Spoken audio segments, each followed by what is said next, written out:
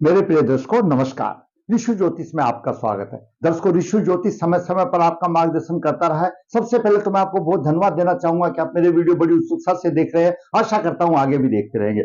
आज के इस महत्वपूर्ण वीडियो में हम जातक की कुंडली पर विचार करेंगे, जिसका कुछ दिन पहले हमारे पास जातक का डाटा आया था और हमने दो चार बातें तो लिख करके उसको वर्कशॉप पर बता दी गई थी कि तुम्हारे कुंडली में अशुभ योग ज्यादा है, अब अच्छा होगा स्थानीय किसी अच्छे ज्योतिषाचार्य से संपर्क करें। लेकिन आज उस कुंडली का विश्लेषण का नंबर आ गया है, तो उस कुंडली के विषय में हम मोटे तौर पर उस जातक का मार्गदर्शन करते हैं और साथ साथ आपका भी मार्गदर्शन होगा।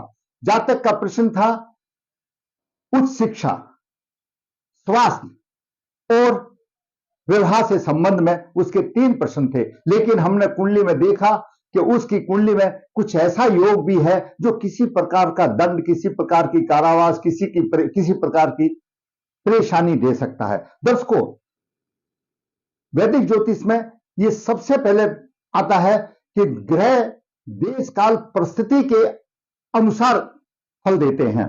जैसे कि मैं बार बार आपको उदाहरण देता हूं, पीछे कोरोना के टाइम में विदेश योग दुनिया की कुंडलियों में था, वीजा भी बने बनाए रह गए, टिकट भी बने बनाए रह गए, क्योंकि परिस्थिति ऐसी थी। ऐसे भी कोई भी शुभ योग हो कुंडली में या अशुभ योग हो, अगर उसके लिए परिस्थिति पैदा होगी तो वो घटित होगा। अगर आप शुभ योग लेना चाहते हैं तो ऐसी परिस्थिति नहीं अनुकूल लाएंगे तो शुभ योग भी आएगा, समय चला जाएगा। इसी प्रकार अशुभ योग का भी है, अगर आप उससे बचेंगे तो बचाव हो सकता है। तो उसी से संबंध में हम बात करते हैं। आपकी कुंडली कोई भी हो, मैं हमेशा बताता हूं ये लगन का भाव है, द्वितीय भाव है, द्वादश भाव है, पंचम भाव है, छठा भाव, सप्तम, अष्टम, नवम भाव है। लगन जातक का प्रतिनिधि करता है, द्वितीय भाव धन और कुटुंब का भाव है, द्वादश भाव सहवास का सुख का भाव है और दंड का भी भाव है। छठा भाव और द्वादश भाव ये जेल, यात्रा और किसी प्रकार के दंड का भी भाव है, कर्ज का भी भाव है छठा भाव। तो अनेक भाव है। पंचम भाव शिक्षा संतान का भाव है और सप्तम भाव जीवन साथी का भाव है और अष्टम भाव गुण ज्ञान और कष्टों का भाव है, मृत्यु का भी भाव है और नवम भाव भाग्य का भाव है। तो ये मोटे मोटे में मैंने आपको बता दिया। ये सुख का भाव है, ये दसम भाव है जो प्रतिष्ठा दान करता है। अब आज हम विचार करेंगे उस शिक्षा का विचार, स्वास्थ्य का विचार, विवाह संबंधित विचार और किसी प्रकार का दंड। और वो भी ऐसा दंड है कि हमने उस ग्रहों का आकलन किया है।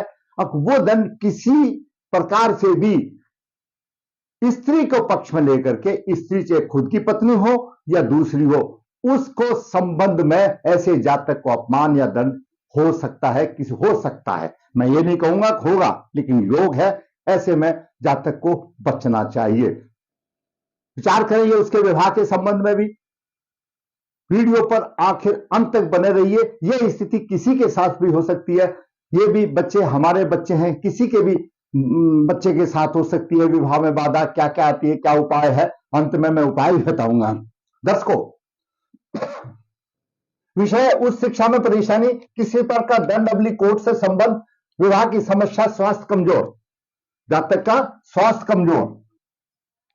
जातक का जन्म 30 जुलाई 1992 को हुआ। 30 जुलाई 1992 शुक्ल पक्ष 1, अश्लेषा चरण 1 गुरुवार को हुआ। अश्लेषा चरण 1 भी गणमूल नक्षत्र है। शुक्ल पक्ष 1 अमावस्या योग आ जाती है। जहां पर भी अगर चंद्रमा सूर्य के साथ है और अस्त है तो आप समझ लो से शुक्ल पक्ष हो या कृष्ण पक्ष चतुर्दशी हो या अमावस्या हो, वो अमावस्या योग में आ जाती है।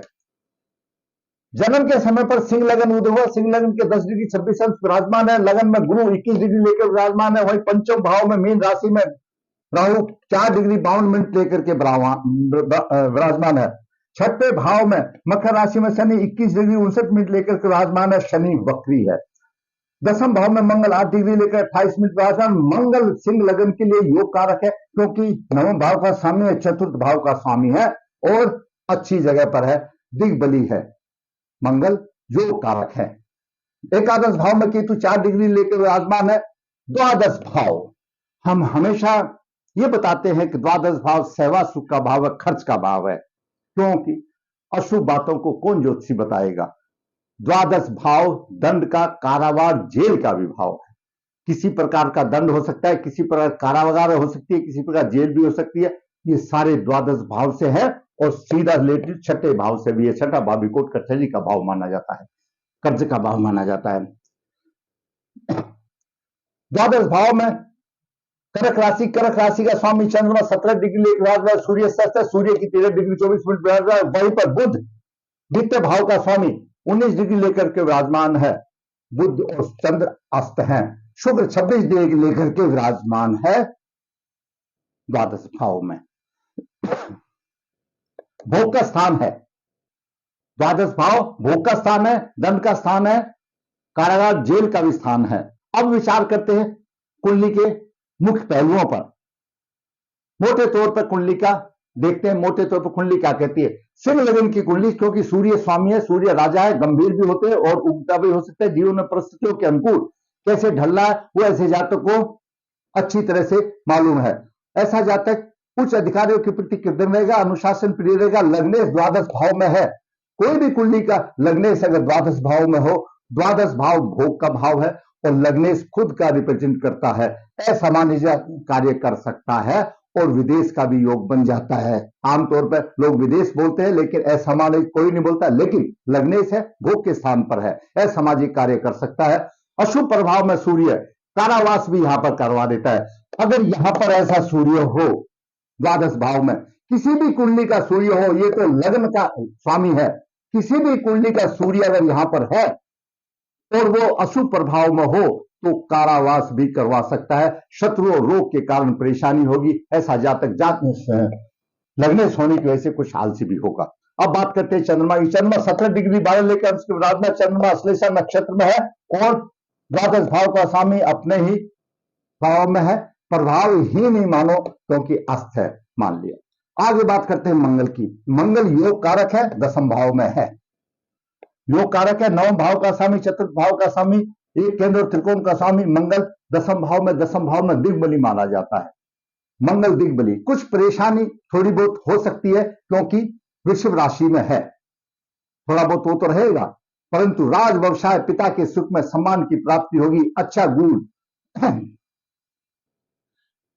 अच्छा ग्रह लगन को भी देख रहा है और व्यवसाय में सफलता होगी, लगन को ऊपर उठाएगा।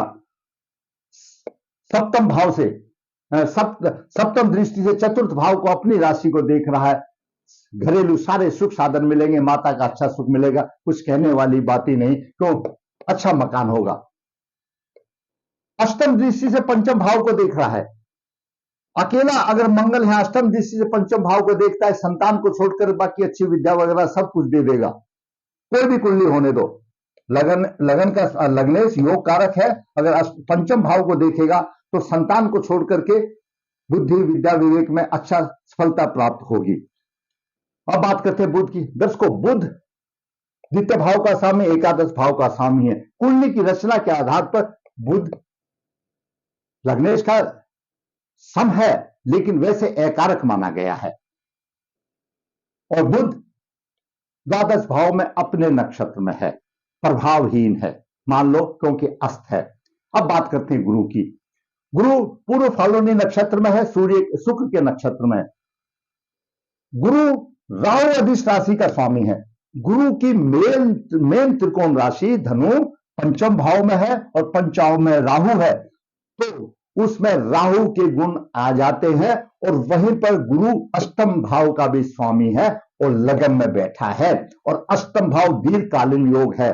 अष्टम भाव दीर्घकालीन योग है, दीर्घकालीन योग का स्वामी लगन में बैठा है। स्वास्थ्य कमजोर होगा, बीमारियां होंगी, लंबी बीमारियां होगी और उसके ऊपर राहु की भी दृष्टि है और बीमारियों को रूप दे देगा।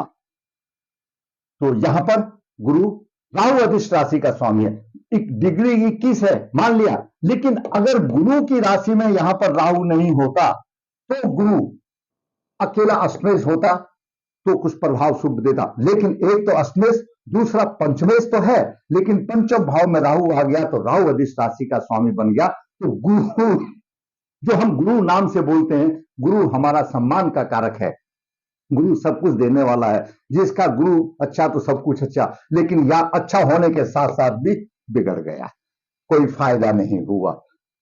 कोई फायदा नहीं हुआ। और शत्रु नक्षत्र है पूर्व फाल्गुनी नक्षत्र में, और पूर्व फाल्गुनी नक्षत्र का स्वामी बुध भाव में है। कमी यही रह गई कि गुरु राहु अधिष्ट राशि का स्वामी हो गया, अष्टमेश हो गया, स्वास्थ्य में कमजोरी आ गई। मोटे तौर पर यही बात है। अब बात करते शुक्र की। दर्शकों, शुक्र तीर्थ भाव का स्वामी है, दसम भाव का स्वामी है और द्वादश भाव में है, भोग का स्थान है। खर्च अधिक होगा, गुप्त तरीके से दैनिक खर्च चलाएगा, शत्रुओं से मित्रवत व्यवहार भी करता है, मन चंचल होता है और ऐश और आराम के विषय में सोचता है। और शनि पर सूर्य और शनि का प्रभाव है। शुक्र पर सूर्य 13 डिग्री लेकर के, शुक्र 13 डिग्री दूर है, शुक्र पर सूर्य का भी प्रभाव है और शनि की जगह शनि का भी प्रभाव है। शुक्र लग्नेश का शत्रु है, शुक्र लग्नेश का शत्रु है और शनि भी लग्नेश का शत्रु है। शुक्र अशुभ ग्रह माना गया है, शुक्र अशुभ ग्रह है लग्नेश सूर्य के लिए।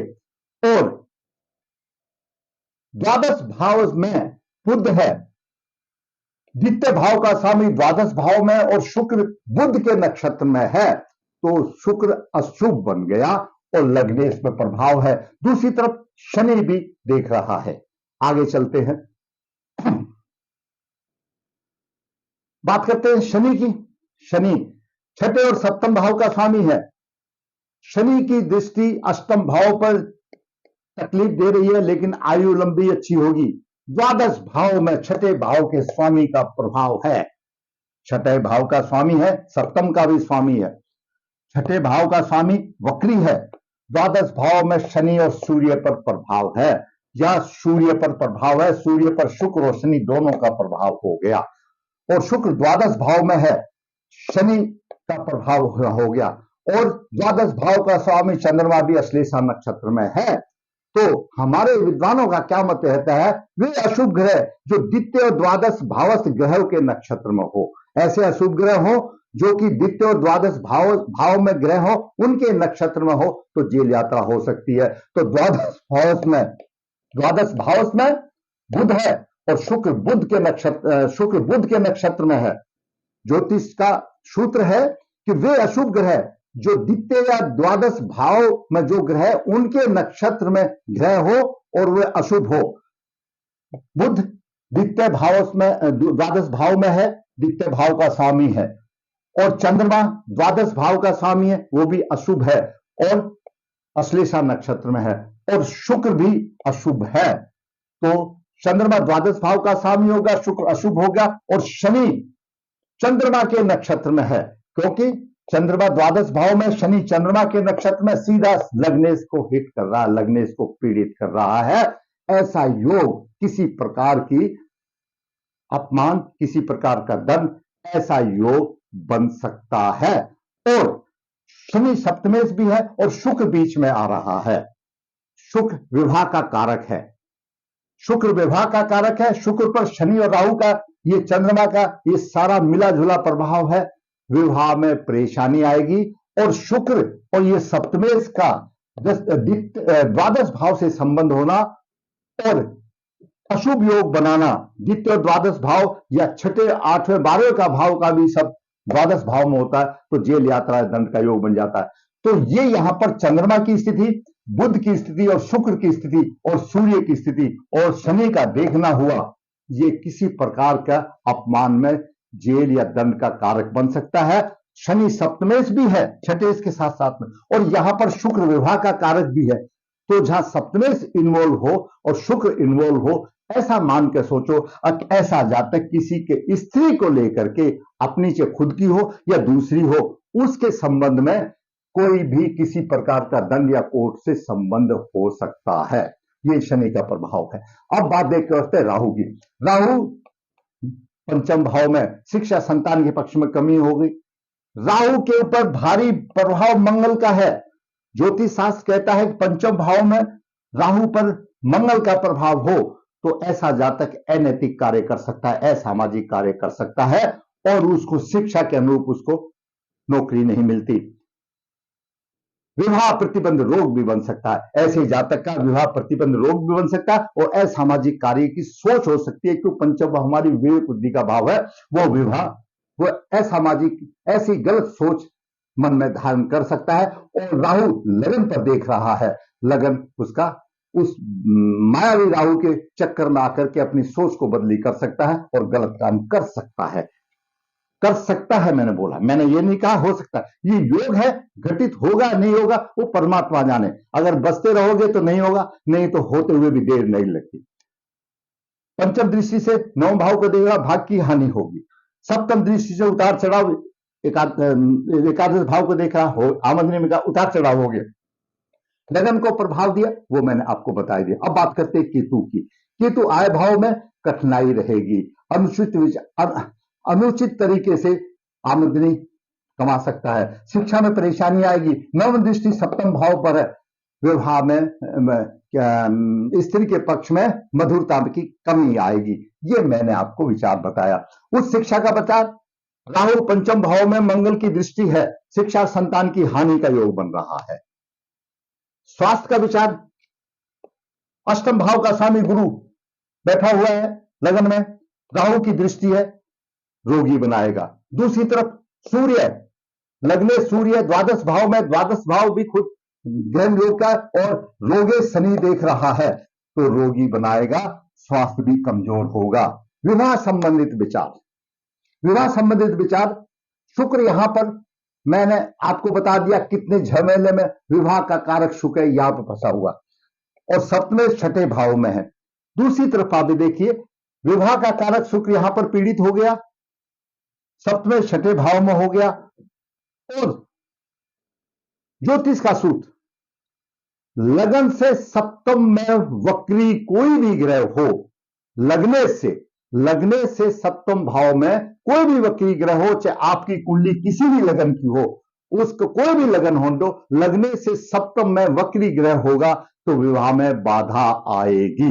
दूसरा, चंद्रमा से अगर वक्री ग्रह हो, चंद्रमा से सप्तम में वक्री ग्रह हो तो विवाह में बाधा आएगी। तीसरा, अगर शुक्र से, क्योंकि शुक्र दाम्पत्य सुख देने वाला है, उससे वक्री ग्रह हो तो विवाह में बाधा आएगी। यहां पर तो शनि है वक्री, शुक्र से भी शनि वक्री है, चंद्रमा से भी शनि वक्री है और लगने से भी शनि वक्री, और शनि तृष्णा और वैराग का कारक है। शनि लग्नेश को भी देख रहा है, तृष्णा और वैराग दे रहा है। शनि चंद्र लगन को भी देख रहा है, तृष्णा और वैराग दे रहा है। शनि शुक्र से भी तृष्णा और वैराग दे रहा है। तो दर्शकों, ये विवाह में बाधा वाली बात है। दूसरा एक और योग है, मैं आपको हमेशा बताता रहता हूं, जन्म नक्षत्र, जातक का जन्म नक्षत्र अश्लेषा है। जन्म नक्षत्र से सूर्य कोई भी लगन की कुंडली होने दो, आप ये मेरा सूत्र नोट कर लो, कोई भी लगन की कुंडली होने दो, जन्म नक्षत्र से 7वां नक्षत्र, 12वां नक्षत्र, 17वां 17 और 22वां नक्षत्र और 27वें नक्षत्र में अगर सूर्य है तो विवाह तय नहीं होने देगा, और तय अगर हो भी जाएगा तो विवाह टूट जाएगा, या शादी हो भी जाएगी तो कोई ऐसी तलाक वाली बातें हो जाएगी, मतलब मधुरता नहीं होगी। तो चंद्रमा अश्लेषा नक्षत्र में है और सूर्य पुष्य नक्षत्र में है। अश्लेषा से 27वां नक्षत्र पुष्य नक्षत्र पड़ता है, तो ऐसे जातक को विवाह में बाधाएं आएंगी, और अगर उसने उपाय नहीं किया तो विवाह संबंधित तय हो करके छूट भी जाएगा, तलाक भी हो सकता है, ये समस्याएं बनेंगी। इस जातक को मैंने वर्कशॉप करके कुछ बता भी दिया था, आज इसका नंबर आया तो इसका कर दे। विषय है सिर्फ शिक्षा में परेशानी, उस शिक्षा में परेशानी बता दिया। विवाह संबंधित विचार हमने बता दिया, किसी प्रकार का दंड का योग बता दिया, और स्वास्थ्य विचार ये भी हमने 4 योग उसमें आप बता दिए। अब बात यह है दर्शकों, हर आदमी, हर प्राणी अपने पूर्व जन्म के कर्मों का प्रभाव लेकर के उत्पन्न होता है। जिस प्रकार हम पूर्वजों की संचित की हुई संपत्ति का भी उपयोग करते हैं, उसी प्रकार हमको पूर्वजों के शुभ अशुभ कर्मों का भी प्रतिफल भोगना पड़ता है, चाहे अच्छा हो या बुरा हो। तो कर्म का फल तो भोगना पड़ेगा। अब रह गई ये बात, क्योंकि कुंडली शापित है, शापित कुंडली है, अमावस्या योग में है, और अमावस्या योग में सीधा आंख मीच करके कह दो कि पूर्वजों का प्रभाव है, इनके कोई पूर्वज अतृप्त आत्मा में है, तो जातक को दोष निवारण करना पड़ेगा। बुध और चंद्रमा अस्त है, बुध बहन बुआ का कारक है, चंद्रमा माता का कारक है, उनसे प्रति इसको कारत्व के कर्म करने पड़ेंगे। सूर्य शनि से पीड़ित है और शनि से सूर्य से सप्तम है, दोनों ही पीड़ित है, सूर्य के भी कारत्व करने पड़ेंगे, शनि के कारत्व करने पड़ेंगे। पितृ दोष निवारण करने के बाद ये सारे सब दोष निकालने के बाद ऐसा जातक कुंभ विवाह करे, पहले सॉरी ये पुरुष जातक की है, अर्क विवाह करे, अर्क विवाह करने के बाद फिर योगी कन्या से शादी करे और छोड़ दे प्रभु के ऊपर। जो आपने कर्म करना था वो कर लिया, जो ग्रहों के हिसाब से आपने करना था कर लिया, जो अपील भगवान को करनी थी करनी, अब भगवान को सोचने दो कि वो भी वचनबद्ध है कि जो शुभ काम आपको उसको याद करेगा, अच्छी श्रद्धा से याद करेगा तो उसका भी फल देगा। दर्शकों, आज मैंने आपको इस होनहार बालक, अभी 92 यानी उम्र चल रही है, जवान है, हर आदमी की एक उम्र होती है, जब बचपन होता है तो माता पिता का साथ होता है, और जब जवानी में दहल रखता है तो जीवन साथी की जरूरत होती है। तो जीवन साथी से के विषय में जाते की ये स्थिति है, स्वास्थ्य के विषय में ये भी स्थिति है, और कोर्ट कचहरी के योग में ये स्थिति है। मैंने आप सबको अवगत कराया। दर्शकों, अगर आपको मेरा वीडियो अच्छा लगा और आप समझते हो किसी मेरे नौजवान का ये मार्गदर्शन कर सकता है, तो मैं ये कहूंगा मेरा वीडियो लाइक करें, ज्यादा से ज्यादा शेयर करें। मैं ये इसका प्रश्न था, उसकी समस्याओं का विश्लेषण मैं पूरे आप लोगों के सबके सामने कर रहा हूं ताकि आप भी उसका फायदा उठा सकें। दर्शकों, ऋषि ज्योतिष नर्मदा जी के तट के नजदीक है, नवदेहर, यहाँ पर काल सर्प दोष पितृदोष की पूजा कराते हैं। जो संपर्क है, जो चाहता है संपर्क कर सकता है। ऋषि ज्योतिष हाथ से पत्रिका लिखता है, झूठ है, संपर्क करने की पूरा निचोड़ दिया। ऋषि ज्योतिष हाथ से गुण मिलान क्रिया बिना किसी शुल्क के कन्या विभाग के लिए भेजता है, जरूरत है फायदा उठाने की। दर्शकों, आपको अगर मेरा वीडियो अच्छा लगा तो लाइक करें, शेयर करें और मेरा चैनल सब्सक्राइब करें ताकि मेरा भी मनोबल ऊंचा हो। इसी प्रकार मैं वास्तव कुंडली बनाकर आपका मार्गदर्शन करता हूं और आपकी समस्याओं का समाधान इस बोर्ड पर बता करके आपका मार्गदर्शन करता रहूं। धन्यवाद।